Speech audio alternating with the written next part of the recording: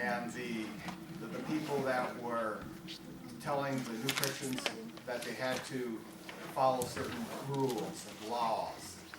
And Paul was always arguing throughout Galatians that the error in that, the error in having, that they do not have to follow the law. They do not have to be circumcised in order to be followers of Christ. And now, Paul went through all that, talking about the Judaizers, and now this is the last chapter of Galatians. Now, next week we'll go into Ephesians. But this last chapter, Paul's also saying, hey, as long as I have your attention, here's a few more things I want you to consider. And we're going to go down the rabbit hole a little bit. And everybody know what that term means, going down the rabbit hole? Yeah. Without. Mm-hmm. It could be good, it could be bad, right? Without proof positive. Right. But sometimes you go down the rabbit hole, you're gonna, it's gonna be a new experience. It's gonna be a little strange, right? We're gonna introduce some concepts to you. You've probably heard them before. And I just want to talk about burdens, okay? And then also, after talking about burdens, if you scroll down, David, so we'll be talking about the burdens of the Christian, and you scroll down some more. We're going to be talking about sowing and reaping, all right? And then, sure. And then after sowing and reaping, okay, I guess you can just go back up. And then after sowing and reaping is the new creation, all right? Okay, so when we first talked about the American ideals of individualism and self-reliance and all these things, and that is great. It built a country, but as Christians, we should be bearing one another burdens. Okay, we shouldn't be elevating self-reliance too high. Okay, there needs to be balance. And Paul talks about burdens of sin, burdens of life, and burdens of ministry. So let's start right away in the first one. Now, I didn't hand out notes, but if someone would want to take the first verse, you want to start, Ann? No? You just want to read the first verse? You can just read it right off your page. That's Linda. That's Linda. Linda. Would you mind reading the first verse? Are we talking about verse Right 6? there. Yeah, 6:1. Yep. Brethren, even if anyone is caught in any trespass, you who are spiritual. You are spiritual. Okay, let's stop right there. So who are the spiritual? Now, in the earlier chapters of Galatia, they were talking about the people, that walked with the Spirit, lived in the Spirit, and they follow in the steps of the Spirit. Okay, but Broderson was making a comment that they may not be talking about that right now. He might be being a little sarcastic. Remember, the context is the Judaizers, the ones that said you had to follow the law in order to be Christians, right?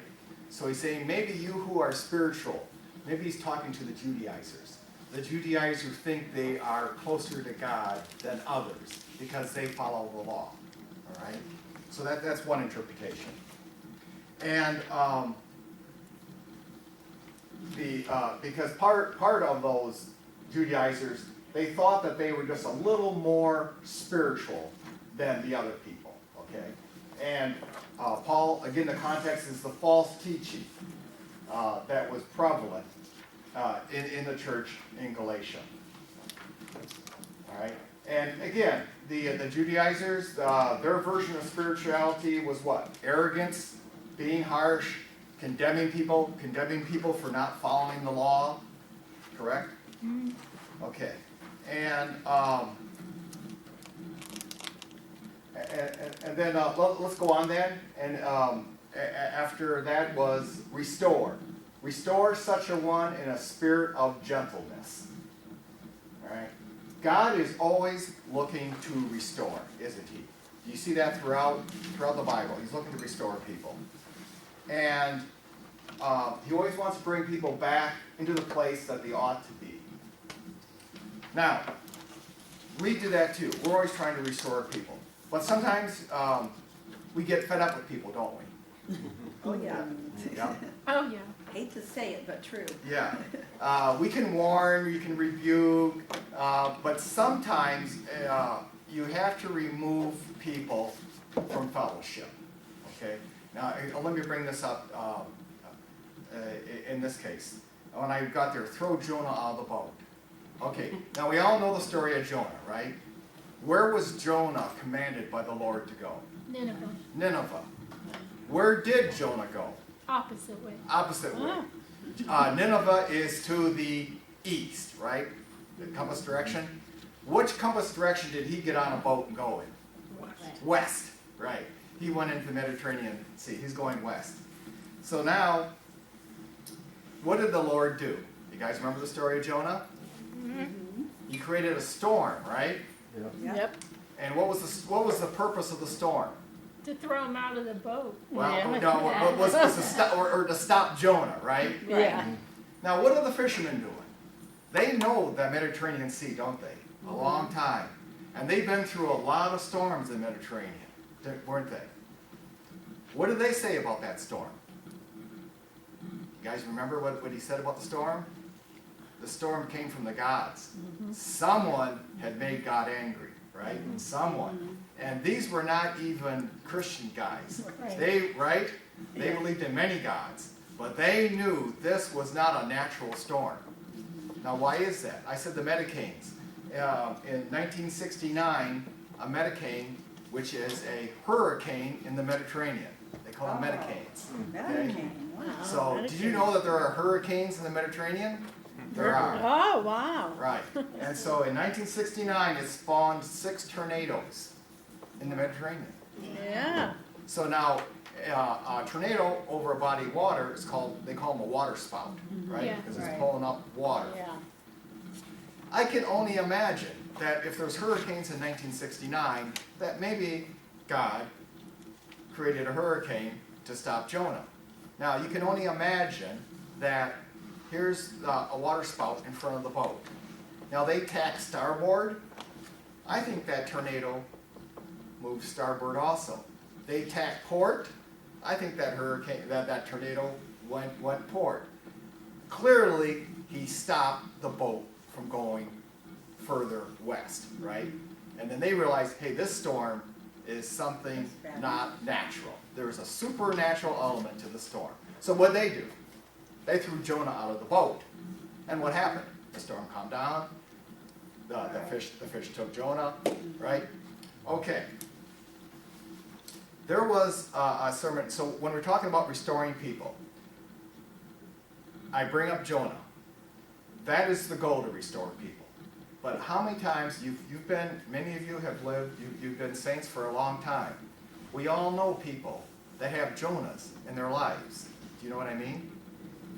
Do we know a 20-something mother who is divorced and now has a boyfriend, right? How often do we read in the newspaper that child abuse occurs and they say it's the boyfriend of the mother? Now, it happens with fathers too, but it's much more prevalent when there's not the genetic link, right? You got the boyfriend, you got, so what I'm saying is, I was focused on the family, and this preacher was going on, and he was preaching that sometimes you got to throw Jonah out of the boat. Okay? So we're talking about restoring, but also sometimes you need to throw Jonah out of the boat. And that's just discernment.